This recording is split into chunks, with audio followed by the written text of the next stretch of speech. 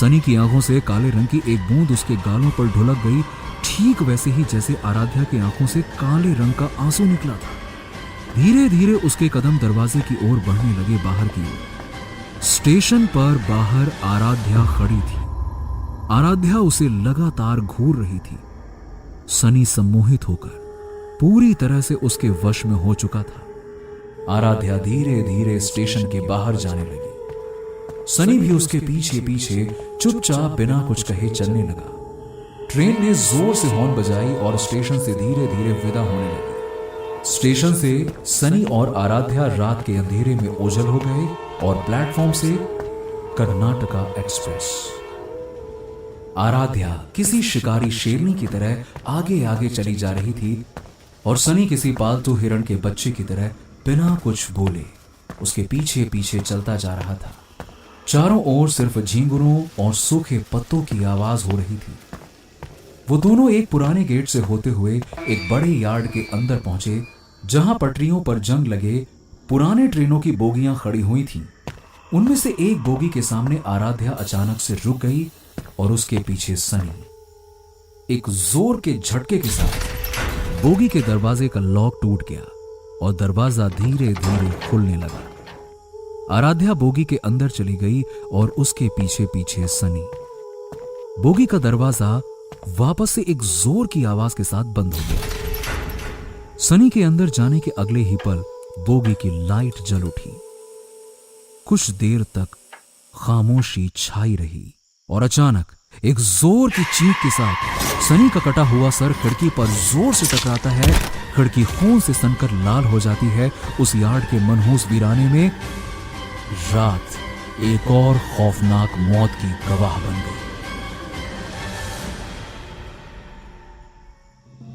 Breaking news, एक और बड़ी खबर आ रही है बेंगलुरु से, जहां येलहंका रेलवे फैक्ट्री में आज सुबह एक और खौफनाक कत्ल को अंजाम दिया गया। जी हां, ब्रेकिंग न्यूज, लगातार चौथी दर्दनाक मौत। हाँ बोल दीप्ति, जल्दी से ऑफिस आ जा। बॉस ने इमरजेंसी मीटिंग बुलाई है। अमेरिकन क्लाइंट है, ऑनलाइन प्रेजेंटेशन है and they need the best coder, जो कि तू है। तो बस जल्दी से आ जा यहाँ। दीप्ति, बॉस को बोल दे मैं नहीं आ सकती। अमेरिका से बड़ी इमरजेंसी यहाँ लगी है। कल मिलती हूँ। अरे लेकिन देविका। देविका हेगड़े, उम्र 26 साल, बेंगलुरु की एक बड़ी आईटी कंपनी की एक सुपर ब्रिलियंट कोडर। स्वभाव से झक्की और तेवर की गरम। ये देविका के व्यक्तित्व का वो सच है जिसे दुनिया जानती है, लेकिन देविका का एक दूसरा सच भी है जिसे सिर्फ वही जानती है, और वो है कि देविका को स्कूल में ही सुपर नेचुरल सब्जेक्ट्स में इंटरेस्ट आने लगे थे। कॉलेज आते आते वो इलेक्ट्रॉनिक्स फ्रीक हो गई थी और साथ में एक कंप्यूटर कोडर भी, लेकिन समय के साथ सुपर नेचुरल सब्जेक्ट्स में उसकी दिलचस्पी धीरे धीरे करके और भी बढ़ती गई। उसने इंटरनेट पर भी दुनिया के तमाम खोस्ट हंटर्स यानी कि आत्माओं को खोजने वाले लोगों पर कई साल रिसर्च किया और खुद से कई सारे इलेक्ट्रॉनिक गैजेट्स एंड मशीन्स बनाए। इन गैजेट्स एंड मशीन्स की मदद से वो आत्माओं का पता भी लगा सकती है और उन्हें कैद भी कर सकती है। देविका को पूरा यकीन था कि उस रेलवे यार्ड में किसी न किसी की आत्मा तो मौजूद है और उसी ने ये सारे के सारे खून किए हैं। देविका बाइक पर लगे मोबाइल को ट्रैक कर लोकेशन के पास पहुंची। लोकेशन एक गेट के अंदर था, पर गेट पर एक बड़ा सा ताला लटका था, यानी कि सील्ड था। लोकेशन तो यही है। मुझे अंदर चुपके से जाना होगा, लेकिन गेट तो लॉक है। ताला तोड़ा तो किसी को शक हो जाएगा। अंदर जाने का कोई दूसरा रास्ता जरूर होगा। देविका ने अपने बुलेट को थोड़ी दूरी पे पार्क किया और एक दीवार के करीब पहुंची। उसने देखा कि थोड़ी दूरी पे दीवार का एक हिस्सा टूटा हुआ है। देविका उस टूटे हिस्से से गुजरकर बड़े आराम से कैंपस के अंदर आ गई। देविका ने चारों ओर नजर घुमाई। सूरज ढल चुका था और अंधेरा धीरे धीरे दबे पांव फैल रहा था। देविका ने अपने बैग से कुछ गैजेट्स निकाले। उसने एक ईएमएफ मीटर को घड़ी की तरह अपने कलाई पर बांध दिया। जब क्या होता था कि कोई आत्मा आसपास मौजूद हो तो ईएमएफ मीटर की लाइट जल उठती थी। देविका ने ईएमएफ मीटर ऑन किया और आसपास इधर उधर चलने लगी। अगर उस आत्मा ने वाकई में 4 खून किए हैं तो पीली की जगह लाल बत्ती जलनी चाहिए। और अगर लाल बत्ती जली तो इसका मतलब होगा कि मेरा सामना एक बहुत जिद्दी और गुस्सैल आत्मा से होने वाला है। देविका कुछ देर इधर उधर घूमती रही, पर किसी भी मशीन में कोई भी हरकत नहीं हुई। लेकिन उसी वक्त देविका की नजर उस बोगी पर पड़ी जहां आज सुबह सनी की मौत हुई थी। उस जगह को पीली पट्टियों से घेर दिया गया था। देविका ने देखा कि इस वीराने में आसपास कोई नहीं है। देविका क्राइम सीन पर पहुंचती है। उसने अपने 2-3 मशीन्स और भी ऑन किए। 1 घंटे से ऊपर हो चुका है, किसी का कुछ पता नहीं। कहीं ऐसा तो नहीं कि सारे खून किसी आत्मा ने नहीं बल्कि किसी इंसान ने किए हो। पर मेरा दिल कह रहा है यहाँ कुछ तो है, थोड़ी देर और देखती हूँ। देविका ये सब कुछ सोच ही रही थी कि अचानक से ईएमएफ मीटर से बीप बीप की आवाज आने लगी। देविका ने तुरंत ईएमएफ मशीन पर लगे स्पेशल थर्मोमीटर को देखा। उस पर टेम्परेचर की डिग्री अपने आप ऊपर होने लगी, जिसका मतलब ये साफ था कि कोई ना कोई अदृश्य शक्ति आसपास ही है। देविका का अंदेशा बिल्कुल सही था। उसी वक्त ईएमएफ मीटर की सुई भी हिलने लगी और एकदम से लाल बत्ती जल उठी। देविका ने जैसे ही आत्मा को कैद करने की बात कही, उसकी मशीन अचानक से बंद हो गई। ये क्या, इसे क्या हो गया? इससे पहले कि देविका कुछ समझ पाती, अचानक से थर्मोमीटर का टेम्परेचर बेहिसाब बढ़ने लगा और उसमें आग लग गई और मशीन देविका के हाथ से नीचे गिर गई। देविका समझ चुकी थी कि आत्मा बेहद गुस्से में है और इसे काबू कर पाना आसान तो नहीं होगा। ये आत्मा बहुत गुस्से में लग रही है, मुझे इससे बात करनी पड़ेगी। देविका झट से अपने साइड बैग से एक दूसरी मशीन निकालती है। एक छोटे से रेडियो से दिखने वाले उस मशीन में देविका अलग अलग फ्रिक्वेंसी पर जाकर आत्मा से बात करने की कोशिश करती है। सुनो, अगर तुम मुझे सुन पा रहे हो तो मुझसे बात करो। मैं तुम्हें कोई नुकसान नहीं पहुंचाऊंगी, मैं वादा करती हूँ। मैं बस तुमसे बात करना चाहती हूँ। अचानक रेडियो से कुछ अजीब सी आवाजें आने लगी। देविका उस सिग्नल की दिशा में आगे बढ़ने लगी। जैसे जैसे वो आगे बढ़ रही थी, आवाज और धीरे धीरे करके साफ होती गई। तभी देविका के कानों में एक आवाज टकराई और वो आवाज किसी और की नहीं बल्कि आराध्या की थी। चली जा, चली जा। देविका ने गहरी सांस भरी। चली जाऊंगी, लेकिन उसके पहले तुम्हें मुझे ये बताना पड़ेगा कि तुम लोगों को मार क्यों रही हो और उन लोगों ने तुम्हारा बिगाड़ा क्या था। चली जाओ, वरना तुम्हें भी मार डालूंगी।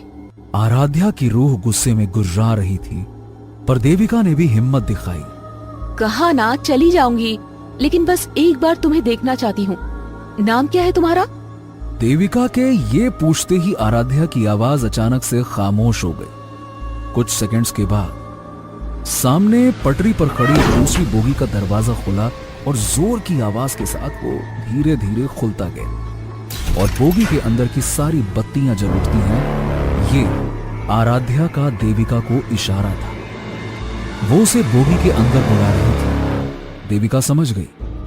उसने अपना बैग उठाया और छोटे छोटे कदमों के साथ बोगी के अंदर आ गई। देविका के बोगी के अंदर आते ही दरवाजा जोर से बंद हो गया। देविका आराध्या का सामना करने को तैयार थी कि तभी अचानक से मशीन खुद से आवाज करने लगी। देविका समझ गई कि उसके पीछे कोई है। वो धीरे से पीछे की ओर मुड़ी। सामने आराध्या खड़ी थी। दोनों के बीच मुश्किल से 1 फीट का फासला था। देविका आराध्या को देख रही थी, जो कि बेहद मासूम और खूबसूरत थी। समझ नहीं आ रहा था देविका को कि आखिरकार वो लोगों को मार क्यों रही थी। देविका ने जैसे ही उससे बात करना चाहा, आराध्या जोर से चीखी और देविका को एकदम से धक्का दे दिया। देविका झटक कर दूर जा गिरी और उसके कंधे से उसका बैग भी जमीन पर गिर पड़ा। इससे पहले कि देविका अपने आप को संभाल पाती, आराध्या उस पर लगातार हमला करती रही। देविका ने चीख कर कहा, देखो, तुम्हें ये सब करने की जरूरत नहीं है। तुम मुझे मजबूर कर रही हो। मेरी बात मानो और शांत हो जाओ। मुझसे बात करो। आराध्या की रूह ने देविका की एक न सुनी और उसे इधर उधर पटकती रही। देविका के सर से खून बहने लगा। उसे बहुत जोरों का गुस्सा आया और गुस्से में वो तेजी से आराध्या की ओर बढ़ी, पर इससे पहले कि देविका कुछ कर पाती, आराध्या ने अपने हाथों से देविका की गर्दन को जोर से पकड़ लिया। देविका तड़प उठी। आराध्या की पकड़ धीरे धीरे और कसती जा रही थी। उसने देविका को एक हाथ से हवा में उठा लिया। देविका की सांसें जैसे टूटने से लगी। उसके माथे की नसें तन गई। देविका के पास अब कोई चारा नहीं बचा था। उसने साइड बैग में लगे मशीन के बटन को दबा दिया और बटन के दबाते ही एक बहुत पतली सी और तीखी सी आवाज बोगी में फैल गई। आराध्या की आत्मा कांप उठी। बोगी के सारे शीशे एक एक करके टूटने लगे। आराध्या की आत्मा तड़पते हुए चिल्लाते हुए बोली, बंद करो इसे। मैं और बर्दाश्त नहीं कर पाऊंगी। इसे बंद करो। मैं हाथ जोड़ती हूँ। तुम जो कहोगी मैं वैसा ही करूंगी। बंद करो इसे। ये सुनते ही देविका को आराध्या के ऊपर थोड़ा तरस आया और उसने वो मशीन बंद कर दिया। आराध्या की आत्मा ने समर्पण कर दिया और अगले ही पल देविका उसके चंगुल से आजाद हो गई। आराध्या की आंखों से काजल आंसू में घुलकर उसके गालों पर ढुलक गए। आराध्या अब बात करने को तैयार थी। मेरा नाम आराध्या चौधरी है।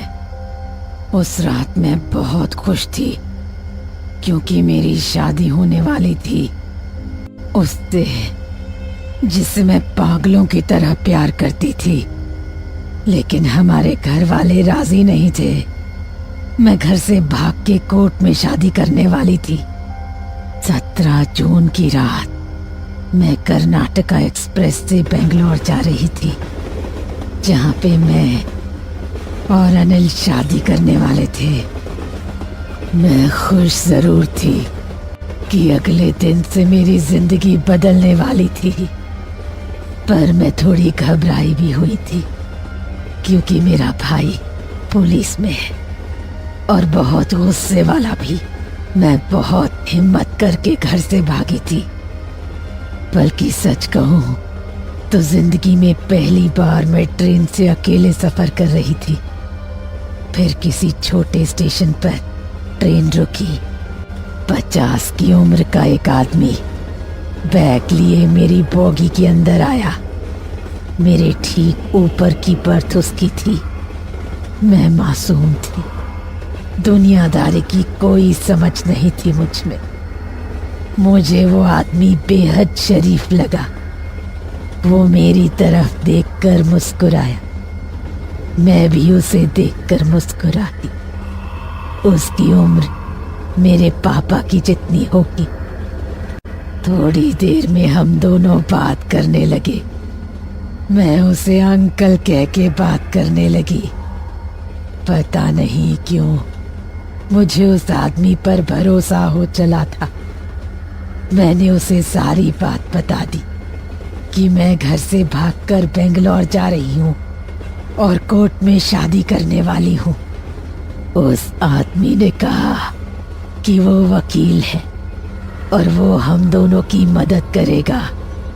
उसने मुझे ये कहकर डरा दिया कि हो सकता है कि बेंगलोर में मेरा भाई मुझे और अनिल को पकड़ ले।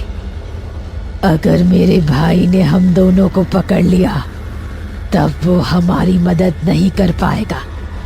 उसने अपनी जिंदगी में ऐसे कई सारे केस देखे हैं। मैं बहुत डर गई थी। फिर उसने कहा कि आके येलहंका स्टेशन के पास उसकी बेटी का ससुराल है। आज रात मैं वहीं रुक जाऊं और अगले दिन वो आदमी किसी दूसरे कोर्ट में हमारी शादी करा देगा, क्योंकि येलहंका में वो बहुत लोगों को जानता है। मैं उसकी बातों में आ गई और हाँ कर दिया। ये मेरी जिंदगी की सबसे बड़ी और आखिरी भूल थी। उस आदमी ने चुपके से ट्रेन का चेन खींचा और येलहंका स्टेशन के पास ही ट्रेन रुक गई। मैं अपना सारा सामान लेकर उस आदमी के साथ उतर गई। रात का वक्त था और चारों तरफ बड़ी हल्की रोशनी थी। थोड़ी देर साथ चलने के बाद पर उसने हंसकर मेरी बात टाल दी और बस चलते रहने को कहा। मैं बस 2 कदम बढ़ी ही थी कि अचानक उस आदमी ने पीछे से मेरा मुंह अपने हाथ से दबा दिया। उसने एक झटके में मेरी सोने की चेन मेरी गर्दन से निकाल ली। मैंने चिल्लाने की कोशिश की पर वो काफी ताकतवर था। मैंने जोर से अपना दांत उसके हाथों में गाड़ दिया। वो दर्द से चीख उठा। मैंने भागने की कोशिश की पर उससे तेज नहीं भाग पाई। उस आदमी ने मुझे फिर से पकड़ लिया। मैं डर के मारे जोर जोर से चीखने लगी। उस आदमी को गुस्सा आया और वो मेरा गला दबाने लगा। मेरा दम घुटने लगा। कुछ सेकंड के अंदर मेरी मौत हो गई। कहाँ अगले दिन मैं दुल्हन बनने वाली थी और कहाँ मेरे सामने मेरी ही लाश पड़ी हुई थी। मेरी गलती बस इतनी थी कि मैंने आंख मूंद कर उस आदमी पर भरोसा किया। मुझे लगा कि उसने मुझसे प्यार से बात की है, इसलिए वो अच्छा ही होगा। नहीं, ऐसा नहीं होता है। जो जितना प्यार से बात करता है वो उतना ही खतरनाक होता है। ये सीख इसी दुनिया ने मुझे दी और इस सीख के बदले मुझे मिली मौत। मैंने फैसला लिया कि हर वो इंसान जो प्यार से बात करने का नाटक करता है उसे मारना होगा। आराध्या, तुम्हारी उम्र इतनी भी नहीं हुई थी कि दुनिया का सच समझ पाती। मुझे तुम्हारे लिए बहुत दुख है, लेकिन आराध्या, तुम्हारी ये सोच बिल्कुल गलत है। तुम तो लव मैरिज करने वाली थी ना? प्यार से तो सनी भी बात किया करता था ना? जब वो तुम्हारे सामने आएगा तो क्या उसे भी मार दोगी?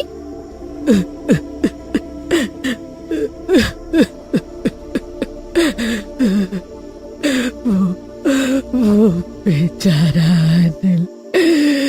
मैं जानती हूँ कि अनिल आज भी मेरा इंतजार कर रहा होगा।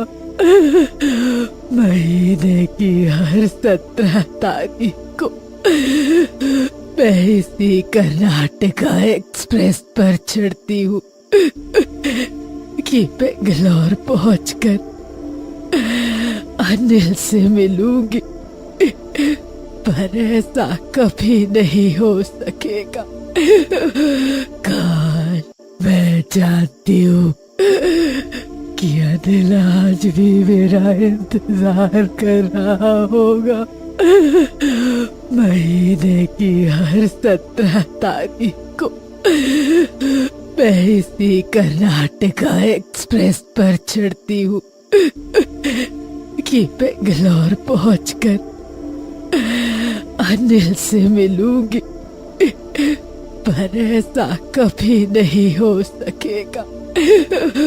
काश मैं उसे बोल पाती कि मेरा इंतजार ना करे।